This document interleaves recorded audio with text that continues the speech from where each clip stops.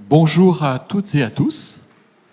Voilà, au nom de toute l'équipe du RISE, donc moi je suis Vincent Véchambre, le directeur. Donc au nom de toute l'équipe, je vous souhaite la bienvenue dans cet amphi. Et je suis vraiment enchanté de vous voir si nombreux et nombreuses.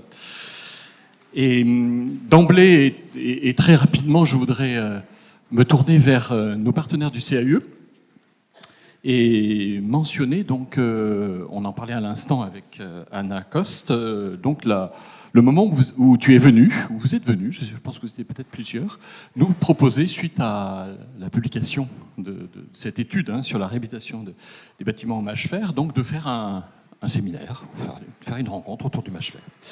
Et là, avec ma collègue Charlotte Saint-Jean, qui est juste ici, je pense qu'on a eu deux réactions. En tout cas, moi, j'en ai eu deux. La première réaction, c'est de se dire, bah oui, ça nous va bien de mâche-fer ici au RISE. On se sent concerné, puisque le RISE, c'est un équipement municipal qui travaille sur les mémoires, les patrimoines, les cultures de la ville de Villeurbanne. Donc, effectivement, le mâche-fer, j'aurai l'occasion d'en dire un mot un peu plus tard dans la matinée. On peut considérer que c'est assez villeurbanais. Donc ça, c'était la première réaction. Et la deuxième réaction, c'est de se dire, on s'installera dans notre grand atelier, on sera 30, 40, 50 peut-être, pour aborder, et ce sera très bien. Et puis là, je vous vois beaucoup plus nombreux que ce que nous imaginions à ce moment. À ce moment-là, donc ça dit aussi, je dirais, le travail de fond que mène le CAE. Sébastien Pesperto me disait que peu après son arrivée à la tête du CAE, il a enclenché ce travail sur ce matériau très, très lyonnais. Et donc, ça dit aussi votre capacité à mobiliser autour de ce sujet qui est un sujet véritablement d'actualité. Ça, vous aurez, je pense, l'occasion de l'exprimer et de l'entendre durant toute cette journée, à la fois symbole, je dirais, de la révolution industrielle, d'un point de vue, un objet symbolique de l'Anthropocène, et dans le même temps que ça serait dans une tradition beaucoup plus longue de mise en œuvre dans la continuité du pisé de terre, et aussi un matériau qui, d'emblée, est un matériau de recyclage. Ça aussi, ça fait écho aujourd'hui, bien évidemment. Voilà, j'en dirai pas plus, sinon pour dire encore une fois combien on est vraiment heureux et honoré de cette très beau succès fait d'emblée par simplement votre présence. Et puis je ne doute pas que la journée sera tout à fait passionnante et stimulante. Moi, je serai présent avec vous en à-coup. C'est souvent le problème quand on est sur place. On est mobilisé un peu partout. Donc voilà, vous me verrez en pointillé, mais j'aurai grand plaisir à vous rejoindre déjà en fin de matinée. Bonne journée à toutes et à tous. Alors, merci beaucoup Vincent. Donc, je remercie tout de suite le RISE pour l'accueil, son équipe, son directeur Vincent Véchambre. Donc, je suis Sébastien Sperto, moi je suis le directeur du CAE Rhône Métropole. Donc effectivement, cette journée, c'est un aboutissement pour nous très important, puisque ça fait depuis 2017 que nous travaillons sur cette question du mâche-fer. Donc on a toujours considéré qu'il y avait une forme d'injustice avec ce matériau qui était méconnu, qui n'était pas reconnu aussi pour ses valeurs techniques, et pas reconnu non plus pour ses valeurs culturelles. Donc c'est ce travail qu'on a mené, Grégory Cluzel est là, il pourra évidemment en parler longuement dans la matinée, mais c'est un travail effectivement de fond qui s'est orienté autour de 2 tomes. Une tome de connaissances au départ et un deuxième tome que vous avez aujourd'hui entre les mains qui est beaucoup plus technique, que nous avons travaillé en partenariat avec le CEREMA. Et donc moi, ce que je rajouterais, c'est remercier aussi nos partenaires initiaux, puisque ce travail a été initié en 2017 en partenariat avec Grand Lyon Habitat, avec qui nous avons pu mettre sur la table la question des HBM, ces logements collectifs qui ont une forte valeur aujourd'hui à la fois culturelle et architecturale. Et c'est pour vous dire aussi que ce matériau, en tous les cas, il a servi beaucoup de typologies différentes, c'est-à-dire que c'est un matériau qui nous entoure tous les jours dans la ville, dans votre vie quotidienne, vous le trouvez de partout. Nous, notre histoire au CAE, c'était d'abord une interrogation liée à la production des 30 Glorieuses et à l'idée de l'habitat individuel en mâche-fer, qui était notre intérêt initial. On l'a élargi au logement collectif en considérant que le patrimoine du logement collectif, de l'immeuble de rapport, même très simple, était un élément important de ce matériau. Et vous dire que c'est une question qui touche aussi la modernité de cette forme qui parfois accompagne les constructions en mâche-fer. Je reprends le principe des HBM, puisqu'aujourd'hui, cette typologie, qui fait partie aussi de l'utopie de la cité industrielle de Tony Garnier, c'est les logements Tony Garnier, vous voyez, le long de l'avenue Tony Garnier dans le 8e arrondissement. C'est vous dire que c'était à la fois un matériau de recyclage intelligent et pertinent, mais ça a aussi généré des formes urbaines qui étaient particulièrement intéressantes, puisqu'aujourd'hui, cette typologie de cité-jardin, il faut savoir qu'elle est extrêmement intéressante sur le plan environnemental, puisqu'elle nous permet à la fois de construire densément, mais aussi d'avoir une ville discontinue, ouverte, qui s'ouvre à la lumière, qui crée des logements de qualité, et elle nous permet aussi de créer du paysage. Voilà. Et ce qu'il faut savoir, c'est que cette typologie, cette forme urbaine, elle conduit aujourd'hui, depuis 20 ans, le développement des zones les plus importantes de notre document d'urbanisme. C'est-à-dire que si vous vous référez aujourd'hui au PLUH de la métropole de Lyon, vous avez une zone de développement qui s'appelle la zone URM, qui existe depuis les années 2000 et le PLU de 2005. Et cette typologie de la ville discontinue, de l'îlot ouvert, en fait, est une continuité directe avec ce patrimoine initial des HBM. Donc c'était pour souligner aujourd'hui aussi à la fois la modernité de cette typologie urbaine, l'intelligence de ce matériau qui va être aujourd'hui partagé, évoqué. Je vais en profiter pour remercier aussi tous nos partenaires, donc le RIS évidemment, la DRAC, en la personne de Florence Delomier-Rollin qui nous a soutenus dans cette démarche depuis le départ, de mémoire VAD, voilà, qui est notre partenaire pour la journée, et puis le CEREMA, qui est aussi un partenaire historique autour de cette étude, puisqu'ils nous ont aidés à réaliser tous les tests techniques et scientifiques qui nous ont permis aujourd'hui de qualifier ce matériau, puisque quand je parlais aujourd'hui de méconnaissance, en tous les cas d'injustice vis-à-vis de ce matériau, c'était surtout par rapport à sa méconnaissance et du coup ce qui est représenté en tous les cas en termes de qualité, entre autres dans les enjeux thermiques. Voilà. Donc je vous remercie d'être présent aujourd'hui, je vous souhaite une très bonne journée qui va être dense, et puis à très bientôt. Merci. Je passe la parole à Anna. Bonjour, Anna Coste du CIO Rhône Métropole, donc bienvenue. Je vous dis très brièvement le déroulé de la journée et peut-être un dernier complément, Sébastien. On a prévu cette journée comme étant un peu une forme de clôture de cette grande et grosse étude. Donc vous avez 2 exemplaires qui sont à l'entrée que vous pouvez consulter et qui est sinon téléchargeable en PDF. Donc cette étude bien réhabilitée, l'habitat en mâche fer. Et donc on a prévu 7 journées complètes, plutôt type séminaire. Et vendredi 14 novembre, on propose une visite le vendredi 14 matin, qui sera une visite d'un chantier, d'une réhabilitation d'un immeuble en mâche fer, et puis une présentation au CAE d'un autre projet qui est à Grenoble. Donc l'immeuble, j'ai un trou, Mathieu, l'immeuble de, comment il s'appelle ? De la Vigie. Donc en face du CAE, sur les coteaux, on ira visiter une copropriété avec une réhabilitation qui est menée par Nussler, architecte qui est présent ici. Et donc voilà, une visite de chantier. Et ensuite on ira au CAE et Hubert Lempereur de l'atelier Multiple présentera la réhabilitation d'un bâtiment de la Cité de l'Abbaye à Grenoble. Voilà, donc 2 projets assez intéressants. Pour ceux qui veulent, on a évidemment oublié de mettre le petit flyer à l'entrée, mais on le mettra à la pause et à midi. Et pour ceux qui veulent s'inscrire pour la visite, vous êtes les bienvenus. Voilà. Pour vous raconter très brièvement ce qui va se passer aujourd'hui, ce matin, Gilbert Richaud, architecte historien de l'architecture, va prendre la parole pour faire une petite introduction sur la question du mâche fer, pour rentrer par l'aspect de l'histoire des techniques constructives. Grégory Cluzel va présenter donc, notre travail CAUE mené avec le CEREMA, soutenu par la DRAC, sur cette étude de la réhabilitation du mâche fer, pour poser un petit peu, on va dire, le cadre. Et dans une deuxième partie de la matinée, on aura un premier retour d'expérience avec une réhabilitation d'une maison individuelle à Mornan par Baza Architecte. L'idée, c'est aussi, comme le disait Sébastien, de toucher toutes les typologies. Donc là, on commence par la maison individuelle avec, entre guillemets, des petits projets, ce qui n'empêche pas d'avoir des projets de très grande qualité. On clôturera la matinée avec Vincent qui reviendra sur voilà, un aspect du patrimoine matériel, mais aussi immatériel du mâche fer. À midi, pour tous ceux qui le souhaitent, il y aura des food trucks dans la cour du RIS. Et donc, vous pourrez vous y restaurer ou aller à l'extérieur. On reprendra à 14h. Et en début d'après-midi, c'est le CEREMA, que je n'ai pas encore repéré, mais donc, voilà, qui lève la main, qui nous sont venus tout droit de Bron et de Strasbourg pour présenter la partie vraiment d'études techniques scientifiques qui est qui est dans l'étude Mâchefers. Donc on aura 1 heure d'échange autour de ces mesures scientifiques. Et puis dans la deuxième partie de l'après-midi, 2 témoignages de projets, on va dire, un peu plus grande ampleur, avec un projet de AA Group, la résidence Pasteur, et la cité HBM de Vieille Croix-Rousse de Florent Architecte, voilà, qui permettra d'avoir des projets de réhabilitation sur des bâtiments d'un peu plus grande ampleur.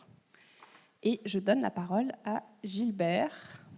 Vous pouvez vous installer soit ici, soit au pupitre, comme vous voulez. Et ça, c'est pour passer les diapos. Pour passer les diapos, ça va être comme ça. Je vous donne le micro. Ah, il y a un micro, d'accord.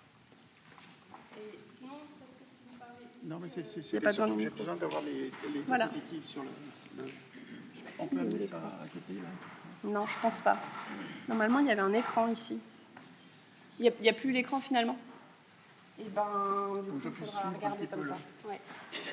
Comme ça, ou passer les diapos comme ça. On peut tourner un peu la table. Est-ce qu'on peut tourner un peu la table? Parce qu'en plus, j'ai les papiers. Non, ouais.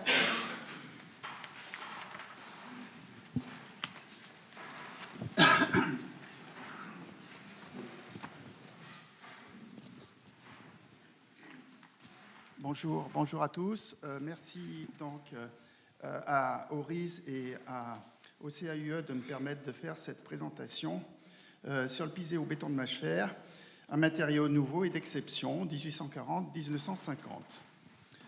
Donc, avant que le sujet ne réapparaisse en 2015 et que le patrimoine qu'il a laissé ne fasse l'objet d'une certaine attention, le pisé au béton de Mâchefers est resté longtemps une histoire oubliée des techniques. Le dernier article qui lui a été consacré en 1923, s'il arrive à le faire passer, ouais. Voilà. Remonte à 1923 et selon effacement, donc incite aujourd'hui à mieux connaître le contexte de son apparition et de son développement et de sa disparition, quasi-disparition. Il s'agit notamment de savoir ce qui le particularise et quel lien il entretient avec l'ensemble des maçonneries coffrées, maçonneries dites de substitution, comme le pisé de terre, les bétons de chaux destinés à remplacer les matériaux traditionnels comme la pierre et qui ont en commun ce que l'historien Peter Collins a appelé un système structurel, structural system.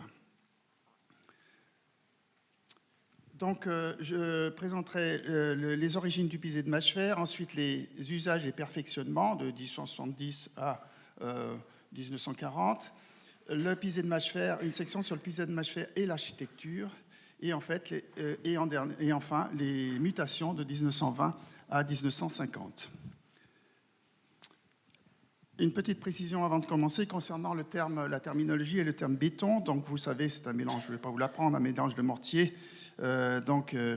Initialement un mélange de chaux et de sable dans lequel sont intégrés des graviers et des cailloux, voire de la pouzzolane dans certains cas particuliers. Et nous utiliserons ici les termes de béton ordinaire pour désigner un béton de chaux ou un béton de ciment, ce dernier se distinguant bien sûr du béton armé qui, comme vous le savez, les premiers brevets ont été déposés en 1892. À la fin du 1er siècle avant Jésus-Christ, dans les 10 livres d'architecture, Vitruve n'évoque pas précisément des murs coffrés, mais des maçonneries fourrées appelées structura caementicia, constituées de 2 parements de briques ou de pierre et d'un remplissage improprement, je cite, improprement appelé béton romain, selon Pierre Gros, le grand archéologue Pierre Gros. La seule évocation dans l'Antiquité d'une technique de mur coffré laissée apparent est due à Pline l'Ancien dans son Histoire naturelle à propos de murs en terre construits par Hannibal en Afrique et en Espagne, donc à la fin du IIIe siècle avant Jésus-Christ. À la Renaissance, à partir des restes d'une citerne antique qu'il avait visitée, qu'il avait vue à Sirmione, près du lac de Garde, et cette description de Pline l'Ancien sur les murs en terre, Palladio, va supposer l'existence d'un genre de maçonnerie antique, coffré, qu'il appelle la maniera riempiuta, et qui aurait servi à élever des murs au-dessus du sol, sopra terra, cette maçonnerie imaginaire, antique, imaginaire, dont on aurait perdu à la fois le système structurel et les matières utilisées est figurée dans tous les ouvrages de construction en France jusqu'à la fin du XVIIIe siècle, comme cette figure de Pierre Pat dans son supplément au cours d'architecture de Jacques-François Blondel, où figure d'ailleurs dans une autre page une illustration du pisé de terre. Le terme béton, quant à lui, apparaît en tant que terme de construction à la fin du XIVe siècle dans un document d'archives concernant les fondations d'un pont à Miribel, donc dans les environs de Lyon. Le terme reste d'un emploi local. Le matériau est utilisé par les maîtres fontainiers à Lyon et se répand au XVIIIe siècle, notamment dans les ouvrages d'architecture hydraulique, comme ceux de l'ingénieur Bélidor. Le terme pisé désigne pour la première fois des murs en terre en 1562 dans la traduction de Pline l'Ancien, dont j'ai parlé tout à l'heure, d'un auteur qui s'appelle Antoine Dupinet, lyonnais, traducteur, qui l'utilise également pour désigner le matériau utilisé par un constructeur grec fait à la matière de celui des nids d'hirondelles. Autrement dit, ce terme issu du bas latin pisare, qui désigne broyer, piler, compresser, désigne, comme en pharmacopée, un mélange de matière écrasée en même temps qu'un système structurel. Les deux termes, les deux significations sont consubstantielles. La première illustration des méthodes de construction en pisé de terre est due à un ouvrage, on la trouve dans un ouvrage d'un naturaliste lyonnais qui s'appelle Aléon du Lac, dans son mémoire pour servir à l'histoire naturelle des provinces du Lyonnais, de Forez et de Beaujolais, qui rappelle en quelque sorte ce double sens en se servant du pisé pour expliquer finalement la méthode de composition des pierres. On compresse la matière avec une illustration assez sommaire, vous voyez, de la technique. Le pisé se répand à la fin du XVIIIe siècle en Europe, aux États-Unis, dans les colonies, grâce à François Cointreau, 1740-1830, un maître maçon d'origine lyonnaise, qui autoproclamé professeur d'architecture rurale, qui voulait en faire une maçonnerie universelle destinée à édifier des édifices monolithes et incombustibles. En 1803, le technicien et architecte Jean Rondelet, d'origine lyonnaise lui aussi, dans son important traité théorique et pratique de l'art de bâtir, suggérait la mise au point d'une maçonnerie, une espèce de mortier ou béton, inspiré de la technique du pisé et qui aurait eu la puissance qu'avaient les maçonneries antiques. La jonction des deux techniques, pisé et béton, va prendre corps avec la maîtrise de leur dosage, des dosages d'argile dans les ciments en 1818 par Louis Vicat, qui met aussi au point, au milieu du siècle, les ciments lents dits de Portland, en France. Dans les années 1830,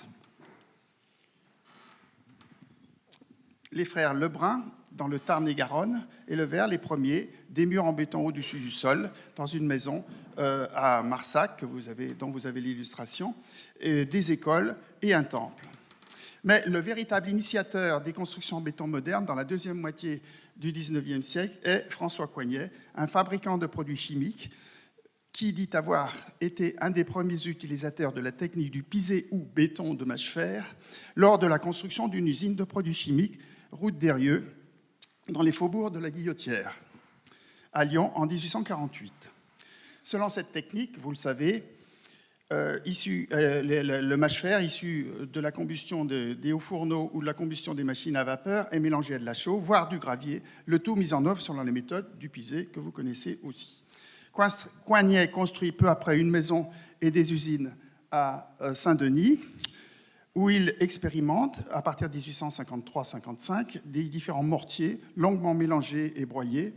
Voici l'ensemble de la maison au premier plan à droite et l'usine qui construit à partir de 1855, et où il va expérimenter pour cette construction différents mélanges, des différents mortiers longuement mélangés et broyés dans des machines sophistiquées. Il va fabriquer un béton aggloméré à partir de ces machines très très sophistiquées, pendant plus de 20 ans, il va les perfectionner.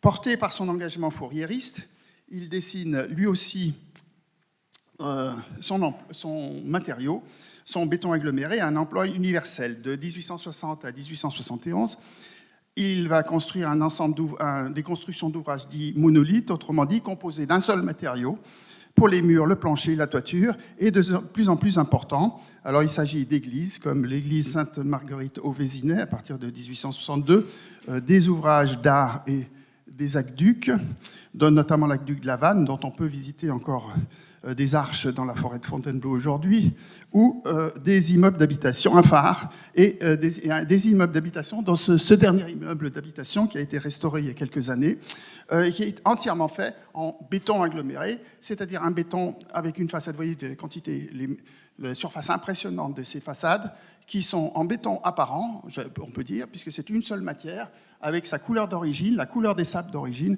qui est utilisée. L'ornementation est une ornementation, il s'agissait, il l'appelle une cité ouvrière, parce que l'ornementation est très simple, elle est faite en creux, à l'aide de contre-profils qui sont mis dans les coffrages et qui permettent d'avoir ces ornementations, les refends, etc. Tout ça en creux, les encadrements de fenêtres, par exemple. Coignet va donc ouvrir la voie à l'utilisation des bétons grâce à ces exemples dans de larges domaines, alors qu'ils étaient jusque-là cantonnés à des ouvrages hydrauliques. Il les fait surtout, et c'est le plus important selon moi, rentrer désormais dans le domaine du visible, du sensible, autrement dit, de l'architecture. Alors à Lyon, durant ce temps, pardon, j'ai encore une illustration. Voilà, pour les différents aspects des bétons de Coignet. À Lyon, durant ce temps, le pisé de Mâchefer s'était installé comme une maçonnerie de substitution bénéficiant du savoir-faire du pisé de terre que l'administration avait tenté d'interdire après les inondations de 1856. À partir de 1870, ce pisé de Mâchefer prend même le statut de maçonnerie à part entière dans les règlements de voirie de la ville et signe le départ de l'extension de sa large utilisation. Il est aussi l'objet de perfectionnement à partir des années 70, comme ces voûtes de caves des sous-sols de la préfecture par l'architecte Antonin Louvier, professeur à l'École des Beaux-Arts de Lyon, professeur notamment de Tony Garnier, qui va faire des expériences de voûtes en Mâchefer. Le pisé de Mâchefer est aussi exclusivement utilisé dès 1886 pour la construction des logements économiques par la Société des logements économiques à Lyon. Et en 1901, les nouvelles taxes qui furent appliquées par la ville de Lyon en remplacement des droits d'octroi supprimés allaient encore favoriser l'usage du Mâchefer dans le domaine privilégié de l'habitation, puisque les étages construits en pisé de Mâchefer étaient 2 fois moins chers, 2 fois moins taxés que les ouvrages en pierre, les mêmes ouvrages en pierre, ce qui allait, selon certains auteurs, entraîner une modification très très profonde de l'économie de la construction au début donc, du XXe siècle. À la fin du XIXe siècle, tous les types d'habitations particulières, de la plus simple, comme ici cette petite habitation particulière à Pont-Évêque avec ces enfants qui visitent le chantier dans leurs petits costumes, ou ceux de la grande bourgeoisie, comme la villa Pila, construite par Paul Pascalon dans les années 1880. Vous noterez d'ailleurs sur cette villa une des occurrences, enfin une des rares illustrations d'intégration des éléments en pierre du portail et des frontons des fenêtres, des encadrements de fenêtres qui sont directement intégrés aux maçonneries de Mâchefer. À Saint-Chamond, dans la Loire, les architectes Léon et Marcel Lamézière transposèrent de la même façon, c'est-à-dire à l'extérieur de Lyon, une décoration de refend et de chaînage propre aux édifices en pierre sur des parois en Mâchefer. Alors, on peut distinguer également quelques autres types d'édifices, autres que l'habitation. L'école de chimie à Lyon en 1902, ou l'église Saint-Augustin, située dans le quartier de la Croix-Rousse, construite par Augustin Chaumel à partir de 1910. Le pisé de Mâchefer est aussi utilisé pour des ouvrages structurellement très sophistiqués, comme certains silos industriels dans le quartier de Perrache vers 1907, où le béton armé est encore très onéreux, très très cher, au début du siècle, est utilisé seulement pour les parties inférieures, les fonds des silos, donc lourdement sollicités. Et vous avez aussi des ouvrages comme des arches qui laissent passer les voies de chemin de fer, qui sont réalisées en Mâchefer. Et c'est aussi l'occasion de la première illustration connue, que je connaisse, de ces murs en Mâchefer avec ces caractéristiques principales avec ces coffrages presque continus ici. C'est sans échafaudage, comme vous voyez, la construction, les ouvriers, les maçons travaillant directement sur le mur. Le béton ordinaire, quant à lui, c'est-à-dire sans armature en fer, et béton de chaux et de gravier, semble pas être l'objet d'un emploi très important à Lyon avant le début du XXe siècle, et son histoire reste à documenter parce que je n'ai pas beaucoup trouvé d'exemples, notamment de construction au-dessus du sol, avant le début du XXe siècle.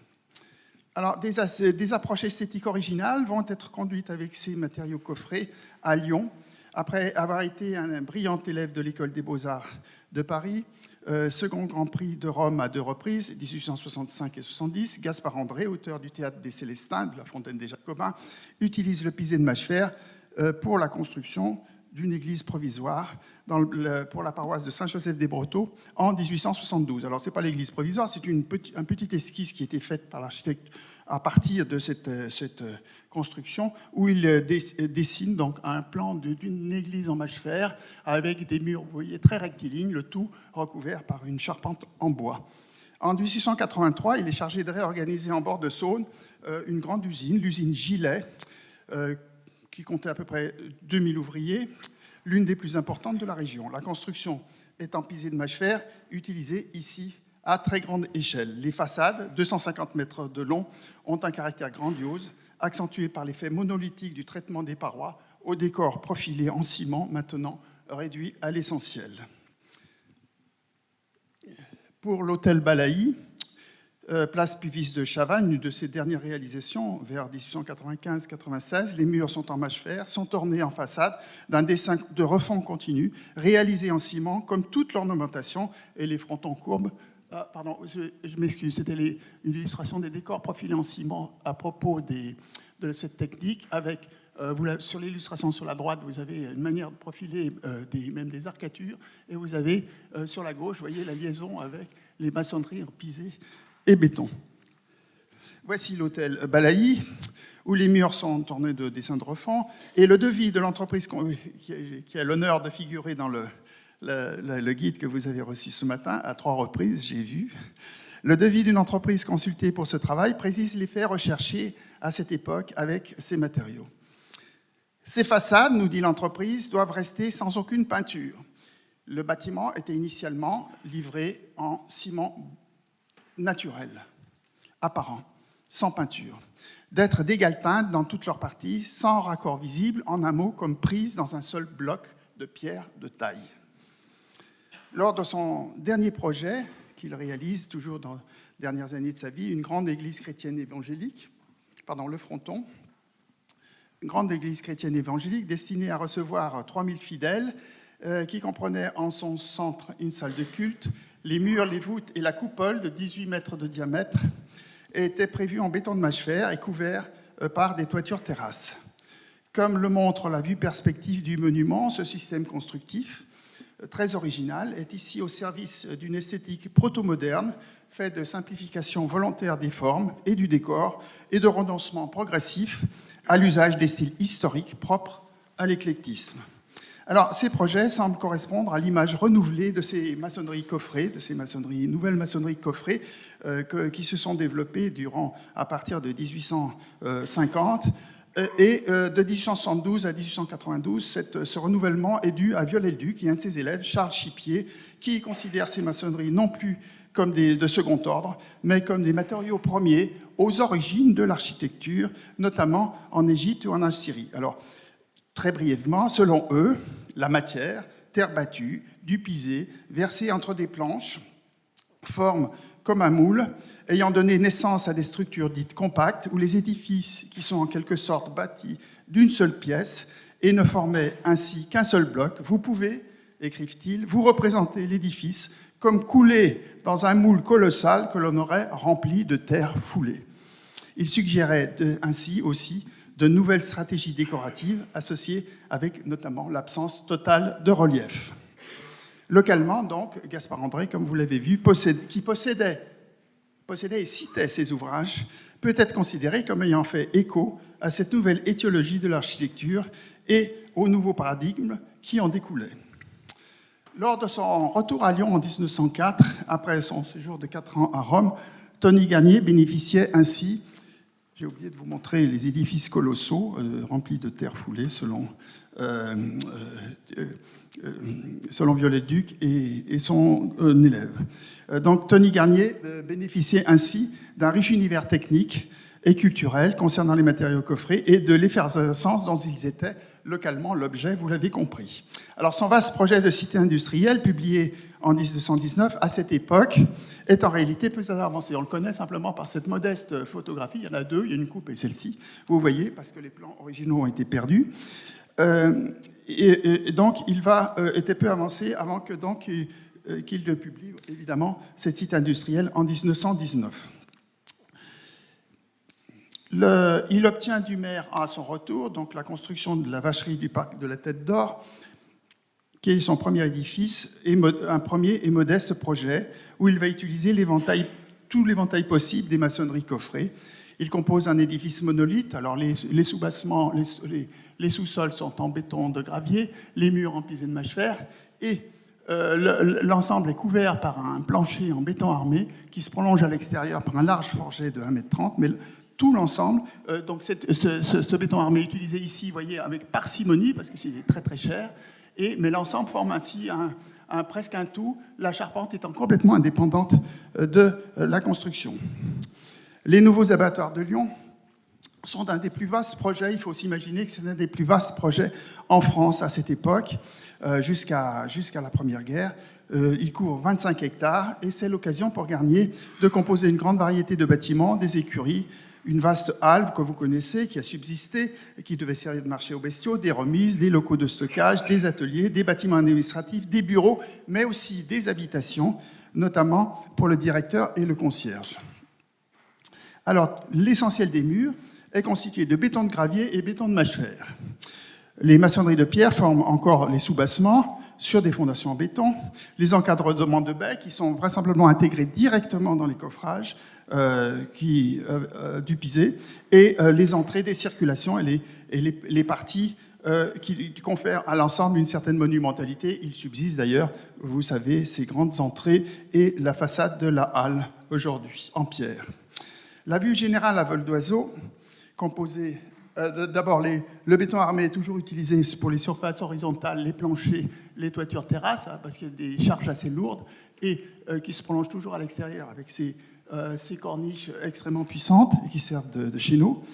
La vue générale à vol d'oiseau, qui est publiée en 1908, montre une grande unité d'ensemble obtenue par ces volumes simples, répétitifs, dus à ces maçonneries.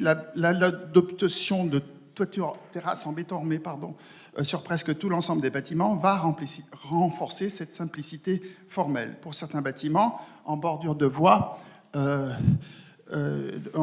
au nord et à l'est, dont les habitations du directeur et celles du gardien sont accessibles directement aux utilisateurs, à l'instar des maisons en béton construites en Allemagne dès les années 1870. C'était des maisons prototypes qui n'ont pas eu beaucoup de suite à l'époque.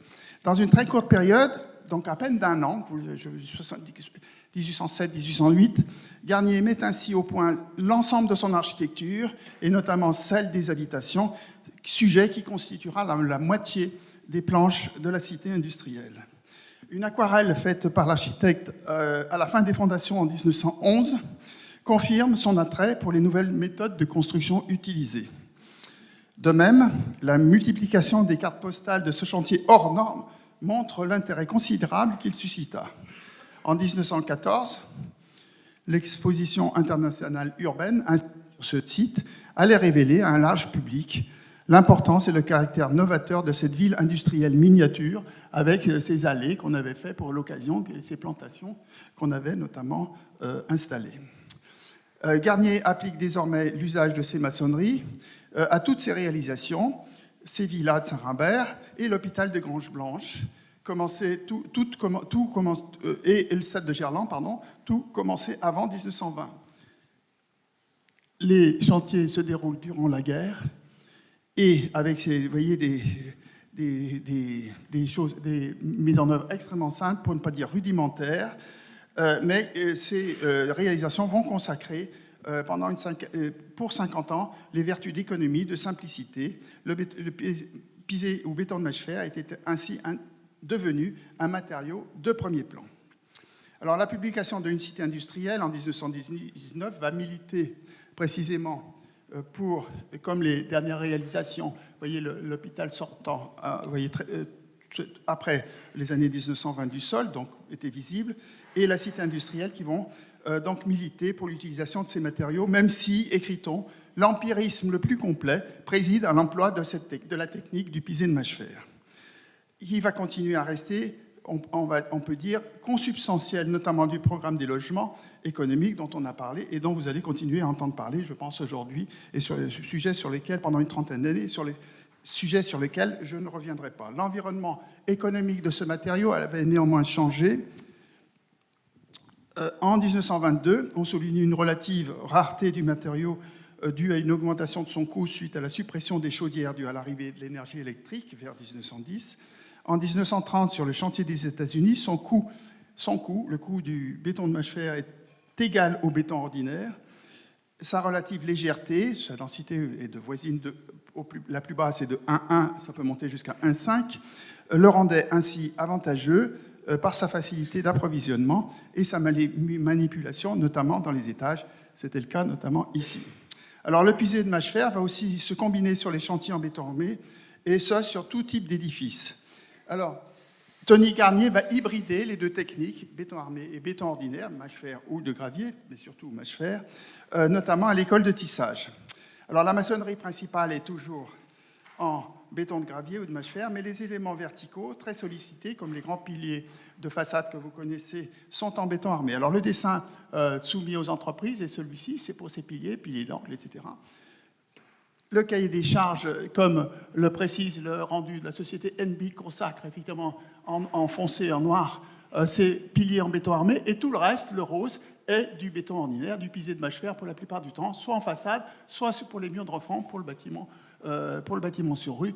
Sur la partie arrière, tous les édifices tout est pratiquement en béton ordinaire, sauf les petits menons des fenêtres des cages d'escalier que vous avez en bas.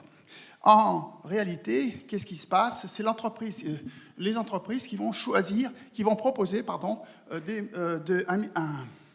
un mixage différent des matériaux, notamment l'entreprise qui va être retenue pour la construction, Fournier Lorenzi, qui va proposer de réaliser toute la façade en béton armé, une partie de la façade arrière, et tout le reste, les murs de refend et les murs des parties arrière sont conservés donc en béton ordinaire.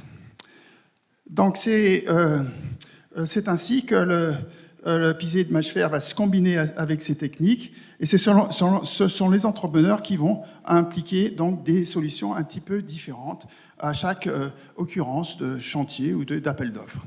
Après la Deuxième Guerre, les 12 immeubles, alors quelques images quand même des très beaux profils de ces piliers en béton armé de l'école de tissage, avec ces contre-profils moulurés, ces moulures qui sont faites grâce à ces contre-profils mis en creux dans les coffrages, et ces coffrages qui sont assez sophistiqués, vous voyez, qui coûtent assez cher, ou dans les corniches, comme vous l'avez ici.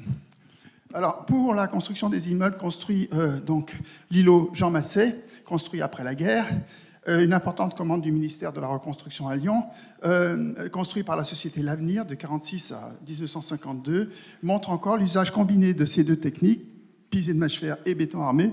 Le béton armé est utilisé dans la structure intérieure pour les poteaux et les dalles des planchers, évidemment, que vous voyez bien apparaître en façade là-bas, et pour les parties un peu complexes, comme les parties courbes qui font la jonction des deux façades.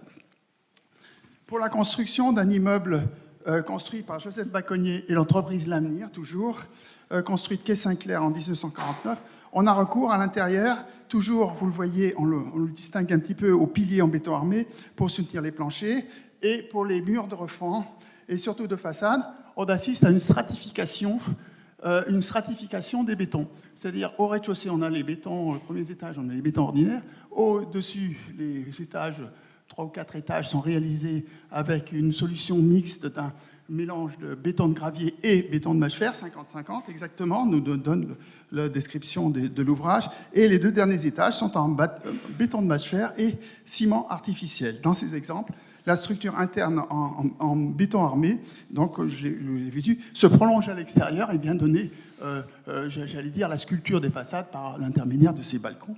Et c'est principalement ces éléments qui jouent un rôle esthétique, et le pisé de mâche-fer qui, vous le voyez, s'efface et ne fait plus que jouer un rôle secondaire. Alors, s'il est difficile aujourd'hui de conclure, en l'absence de plus larges données sur cet effacement progressif, vous voyez, on a quelques éléments, quelques petits flashs qui apparaissent dans l'histoire et dans les documents.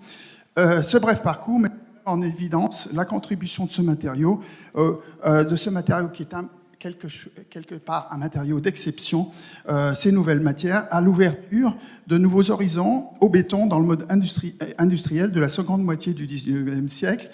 Il a donné corps à la technique des bétons modernes et enfin à en faire un matériau de l'architecture. Les bétons agglomérés de Coignet, issus du pisé de mâche-fer, ont ainsi incité des architectes importants à réévaluer les origines de l'architecture, son étiologie, qui a permis ainsi à cette maçonnerie coffrée simple, pour ne pas dire pauvre, à participer d'une certaine façon à la formation des idéaux du mouvement moderne en architecture.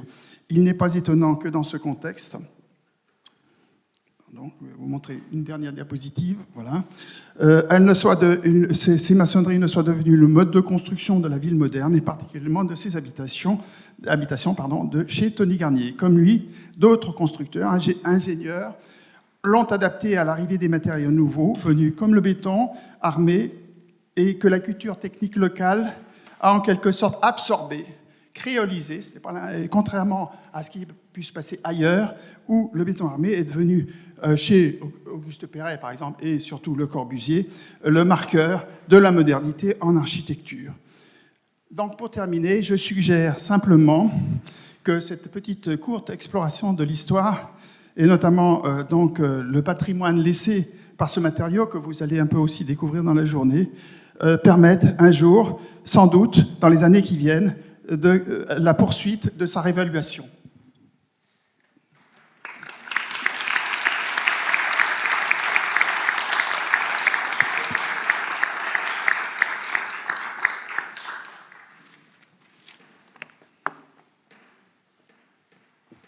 Est-ce qu'il y a des questions dans la salle? Je vois des gens qui disent non. Oui.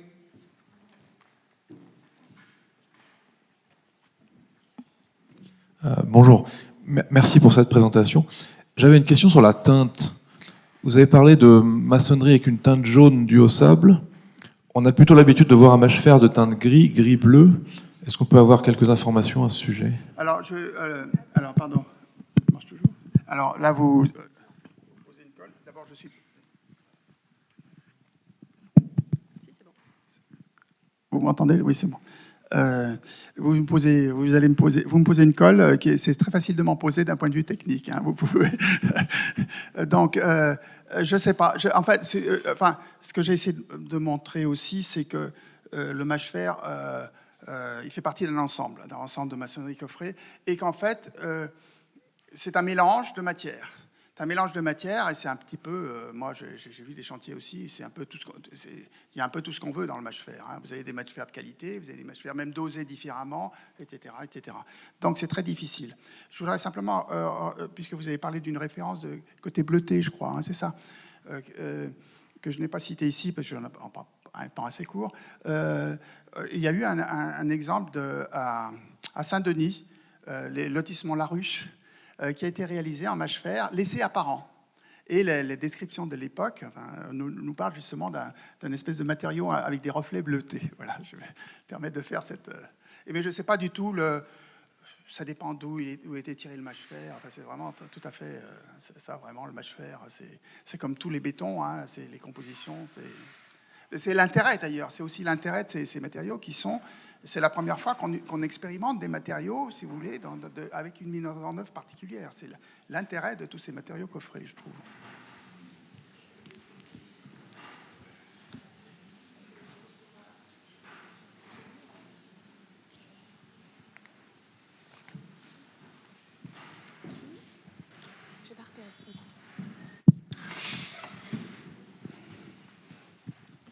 Bonjour, par simple curiosité, quelle est l'étymologie du mot mâche-fer? D'où ça vient? Pardon, je n'ai pas compris la question. Quelle est l'étymologie du mot mâche-fer? Oui, l'étymologie que j'ai vue, c'était tout simplement parce que c'est un débris de la forge, des forges, initialement. On trouvait ça dans les forges. Bon, après, on a trouvé ça dans la fabrication de l'acier, etc.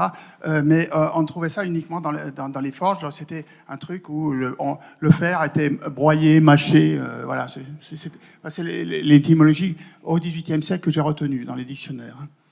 Voilà. C'est un résidu de la forge. Bonjour, merci pour votre présentation.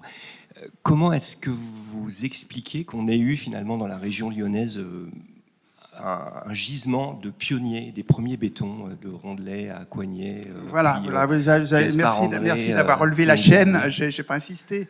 Mais c'est évident qu'il apparaît, hein, et c'est une particularité. Alors, moi, je pense que le pisé de terre, je n'ai pas trop parlé de son arrivée d'Afrique du Nord, son utilisation au XIIe siècle, la période almohade en Andalousie, et son extension ensuite dans le midi de la France, et puis qui remonte la vallée je peux l'expliquer un petit peu comme ça, qui remonte la vallée du Rhône et qui s'installe ici dans toutes ces régions. Pourquoi il s'installe majoritairement? Je pense qu'il y a une question de qualité, justement, qui permettait, de sol qui permettait ça.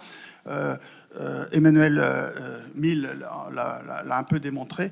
Hein, mais alors après... Et je pense que ça part de là, parce que c'est pour ça que j'ai insisté un petit peu au départ sur le fait qu'il y a un double sens à ce terme pisé. C'est à la fois ce que vous connaissez, le mur en terre, mais il y a aussi le sens au départ. Hein, dès qu'il apparaît, il a deux sens. Il a le sens vraiment damer, hein, compacter, et le sens de broyer de la matière, créer de la matière. Et je pense que c'est l'intérêt de cette mise en... D'un côté, il y a la matière, de l'autre côté, il y a le procédé structurel. Et c'est l'originalité de la région d'avoir développé ça, et avec différents types de matériaux, dont le pisé de mâche-fer. Voilà. Hein, et alors pourquoi il y a une culture, on peut appeler ça une culture technique, on va appeler ça, c'est un bien grand mot, mais il y a c'est absolument extraordinaire de voir cette chaîne, comme vous le dites, entre ce pisé qui apparaît d'abord ici, les illustrations, etc. Le premier manuscrit, c'est en 1745, c'est un architecte qui s'appelle Delorme à l'Académie des sciences qui va faire un discours sur le pisé de terre, par exemple, qui n'est pas publié, bien sûr. En 65, on a les premières publications. Et à la fin du siècle, ça va être un engouement extraordinaire pour ce matériau. Parce qu'il y a une appétence pour ce matériau. C'est le succès, par exemple, de Pointreau. Quand il s'exporte, c'est pas seulement les colons qui vont l'emmener dans le petit guide de construction des maisons en terre, qui vont partir dans les colonies avec simplement le petit guide de construction. C'est aussi des architectes très importants, des grands architectes du néoclassicisme, Frédéric Guély, en Angleterre également, en Espagne, qui vont s'emparer du matériau parce qu'il représente une sorte de ce que Rondelet appelait les matériaux de substitution. Il n'appelle pas ça précisément le matériau de substitution, mais il dit que c'était des matériaux qui sont destinés à se substituer à la pierre. La phrase qu'il emploie. Et à partir de là, ce matériau de substitution, comme il est créé, si vous voulez, à la main, il va être porteur d'un certain nombre d'utopies, de rêves, d'espérance, on va dire. Hein, voilà. Donc c'est tout à fait particulier, et effectivement c'est local. Et on n'a pas assez encore fait cette histoire, hein, de cette culture tout à fait locale, sans faire du localisme à tout craint, hein, faire absolument des choses. Mais c'est un fait, c'est des faits même alignés les uns derrière les autres qui mettent une chaîne tout à fait extraordinaire de techniques extraordinaires, d'invention. Et d'invention, parce que Coignet, je veux dire, c'est vraiment une invention. On n'avait jamais vu ça. Hein, on n'a jamais vu reconstituer un matériau entièrement destiné à l'architecture, ex nihilo, quoi. Enfin, voilà, créer un matériau nouveau, voilà. Même si c'était un peu compliqué à réaliser, c'est pour ça qu'il n'a pas eu de succès immédiat, si vous voulez, mais il avait introduit l'idée que ça pouvait être un matériau de l'architecture. Et ça, c'est, à mon point de vue, son apport le plus important. Excusez-moi, je suis un peu long, c'est ce sujet. On a notre temps, hein, on est là pour discuter. Pardon ? On a tout notre temps, on est là pour discuter du mâche-fer. Est-ce qu'il y a d'autres questions? Judy, je pensais que tu avais une question. Oui, je voulais avoir quelques précisions sur la distinction, je suis là, pardon, entre pisé de mâche fer et béton de mâche fer. Je ne l'ai volontairement pas faite. Hein. Je l'ai Ouais, volontairement pas faite parce que quand est-ce qu'on y met des cailloux? Quand est-ce qu'on y met... on peut dire que quand il y a des cailloux, il y a du béton, et quand il n'y a pas de cailloux... mais cela dit, vous posez une question que je me pose parce que je n'ai pas assez travaillé. Je n'ai pas cherché la première occurrence de l'enveloppe béton de mâche fer.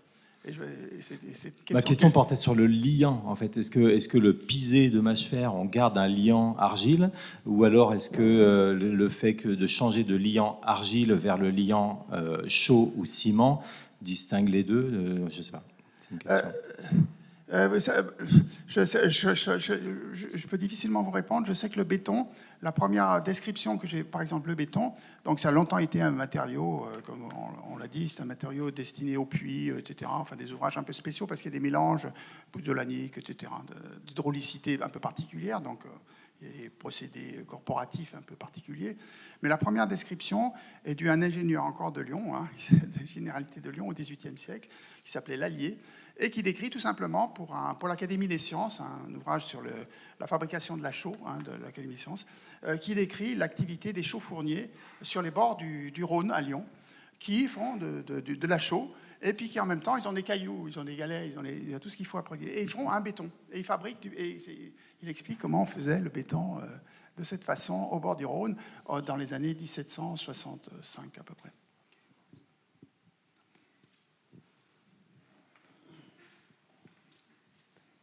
C'est clair la réponse entre pisé et béton. Béton, quand même, c'est qu'il y a des agrégats de cailloux, et pisé, ce serait sous-entendu qu'il y a... Non, en fait, oui, mais vous, oui, on va dire ça très, mais il ne faut pas se figer sur une définition assez contemporaine, on va dire. Hein. Vous voyez, par exemple, le béton aggloméré de Coignet, en fait, c'est un mortier.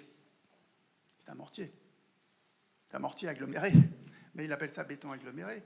Parce que de temps en temps, effectivement, sur certains chantiers, il va mettre des choses un peu plus roses, des cailloux, aux aqueducs de Lavanne. On le voit très bien. Si vous avez l'occasion d'aller visiter l'aqueduc de Lavanne, vous avez encore, dans les parties qui ont été bien conservées, qui n'ont été pas atteintes par la pluie ni lessivées, c'est-à-dire les intrados des voûtes, des grandes arcades, vous avez une diapositive, il y avait un petit exemple sur une diapositive, où on voit tous les coffrages, et on voit les agrégats, et là, c'est vraiment des cailloux, c'est vraiment un béton. Alors, vous voyez le... Et l'autre volet de la question, c'était est-ce que les argiles, c'était ça, hein, est-ce que à partir du moment où il y a des argiles dedans, on a tendance à dire pisé de mâche fer? Non, après, en principe, un béton. Le béton ordinaire, c'est un béton de chaux, on mélange, de la chaux, du sable et des cailloux, hein, donc point barre. Alors après, le pisé de terre, il peut y avoir de l'argile. L'argile sert surtout à fabriquer, après, c'est le mélange pour faire fabriquer les ciments avec les dosages particuliers. En fait, est-ce qu'il existe dans le patrimoine des pisés de mâche fer uniquement avec de l'argile et donc sans chaux ni ciment? Ah, uniquement avec l'argile et du mâche fer? Oui. Est-ce que ça existe? C'est à vous de me le dire, moi je ne connais pas. Ok, ça me rassure. Vous êtes plus sur le terrain que moi, donc c'est justement... c'est bien que je militerai qu'au CAUE, on garde bien précisément les informations techniques sur les chantiers pour avoir un peu le suivi, parce que vous voyez, c'est des techniques un peu... on a dit que c'était une technique tout à fait empirique, hein, vous avez vu, donc les mélanges sont empiriques, les résistances sont... Il n'y a pas de calcul, etc. etc. Hein, c'est fait selon... et c'est ce qui fait son intérêt, je trouve, c'est ce qui fait justement son intérêt. Oui, bonjour, merci pour votre présentation.